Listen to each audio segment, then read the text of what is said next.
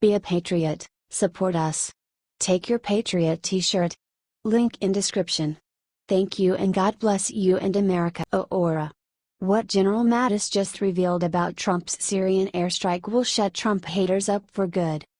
This week, New York Times writer, Paul Krugman, had the audacity to call President Trump's airstrike in Syria a publicity stunt. General Mad Dog Mattis had a response from Mr. Krugman and all of the other Trump haters who claimed Trump's airstrike was just for show. In one night, President Trump knocked out 20% of Syria's air power.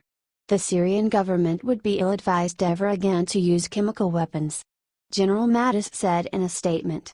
Mattis explained, "The United States will not passively stand by while Assad murders innocent people with chemical weapons, which are prohibited by international law and which were declared destroyed. 1 in every 5 Syrian aircrafts are out of commission because of a single strike ordered by our president." President Trump and General Mattis don't do publicity stunts. Instead, they do what is necessary to keep America safe. As Mad Dog Mattis says, "I'm going to plead with you, do not cross us. Because if you do, the survivors will write about what we do here for 10,000 years. OORAH. Height, thehill.com.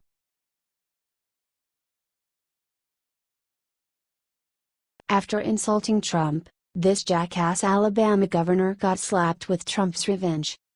In October, Alabama Republican Governor Robert Bentley said that he would not vote for Donald Trump after the videotape of him leaked talking about groping women. According to the app, Alabama Governor Robert Bentley said that he couldn't vote for Donald Trump after what he said about women. Look what happened today. Governor Bentley was forced to resign today after audio came out that of him describing how he put his hands on his aide's breasts, according to the Gateway pundit. Governor Bentley then sent several texts to Rebecca Mason. Here are the texts below. "This is why you don't mess with Trump. Karma will take you down. God bless Trump. He is going to drain the swamp and make this country great again. Keep the energy up. We can't let the Democrats get us down. Share this 500,000 times everywhere, patriots. H/T."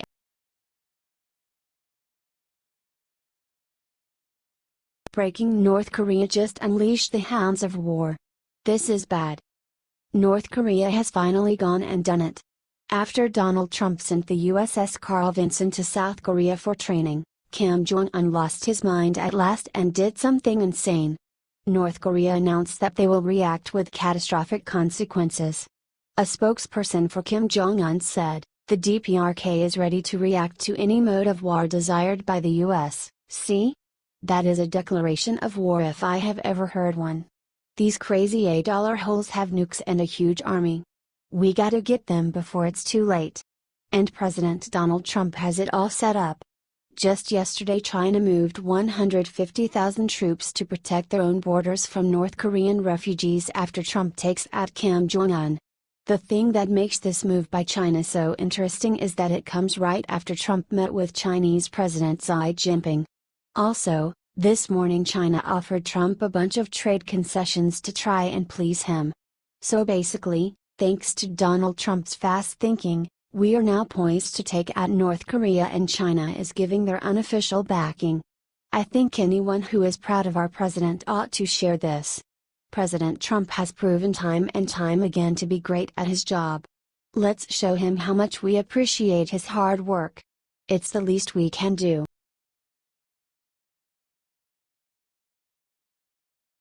It's happening.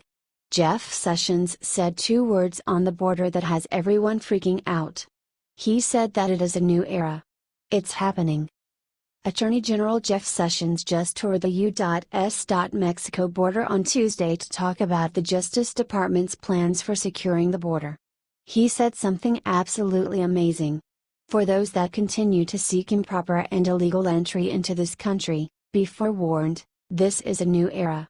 This is the Trump era, Sessions said on the border. We hear you and we have your back. Sessions proceeded to out a plan to stop illegal immigration. Thank God. This is a problem that has plagued this country for decades. All adults are to be detained at the border and 25 immigration judges will be appointed to the border, according to Breitbart. The catch and release practices of old are over, Sessions said. It's a new era on the border. Share this on your Facebook wall if you are glad about this. Thanks for reading. H/T Briet Bar.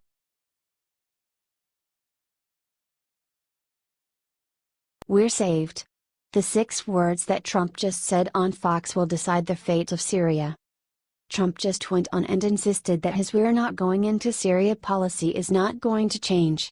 He said that the missile strike was there to curb Assad's use of chemical weapons, and then in the next breath slammed Obama for doing literally squat during his time as president. Here's the teaser of the video. But when I see people using horrible chemical weapons, which they agreed not to use under the Obama administration, but they violated it, Trump said. And you would have had a much better, I think Syria would be a lot better off right now than it has been. Our big mission is getting rid of ISIS, Trump said. That's where it's always been. But when you see kids choking to death, you watch their lungs burning out, we had to hit him and hit him hard. Here's what Mattis said about the attack today: "It will not spiral out of control," Mattis said at the Pentagon today. "As you know, Secretary Tillerson is in Moscow. We maintain communications with the Russian military and with the diplomatic channels. Share this 1 million times, you all." Trump is staying true to his word. The liberal media and all the warmongers in Congress want a war in Syria, and they are not going to get it. We must get rid of the barbarians in ISIS before they totally destroy the entire region. The fake news media will not talk about this. Get this out there. H/T Daily.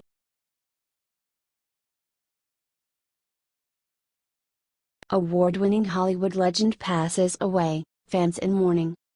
Hollywood is in mourning this week after Emmy Award-winning actor Peter Hansen, who has starred on the show General Opera since 1965, passed away on Sunday.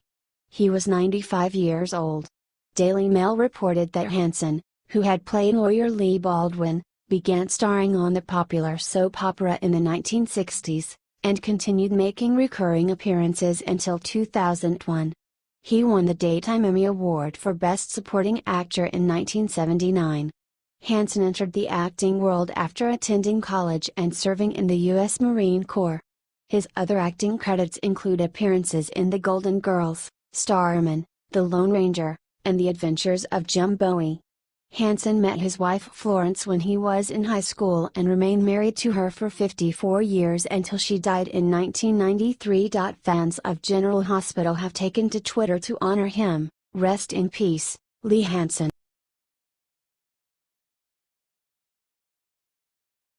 Top Trump enemy arrested, facing prison time.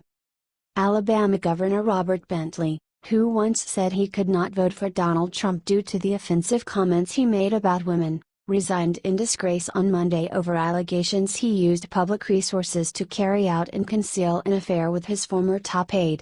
The Washington Post reported that on the same day he resigned, Bentley also pled guilty to 2 misdemeanor charges related to covering up the alleged affair, one for failing to file a major contribution report and another for knowingly using campaign contributions for personal use. Bentley had been fighting the allegations for over a year, but he resigned after state lawmakers opened impeachment hearings against him and state Republican officials called for him to step down. "I love the people of this state with all my heart," he said as he announced his resignation. Minutes before, Bentley was forced to pose for a mugshot at the Montgomery County Jail. A 3,000-page report was released by the Alabama House Judiciary Committee attorney last Friday detailing the various indiscretions made by the governor as he tried to keep his affair with his married aide, Rebecca Caldwell Mason, a secret. The Alabama Ethics Commission recommended last week that Bentley be charged with 4 felonies related to campaign finance and ethics fraud tied to his affair, including an allegation he illegally loaned Mason campaign money for legal funds. Bentley came with the state attorney general's office that he would plead guilty to misdemeanor charges in an effort to avoid felony charges and potential jail time. Bentley is now facing up to a year of probation and 100 hours of community service, and he must also turn over some $37,000 in campaign funds to the state. Jail time is still a possibility for him as well. Share this story if you think this never Trumper got what he deserved.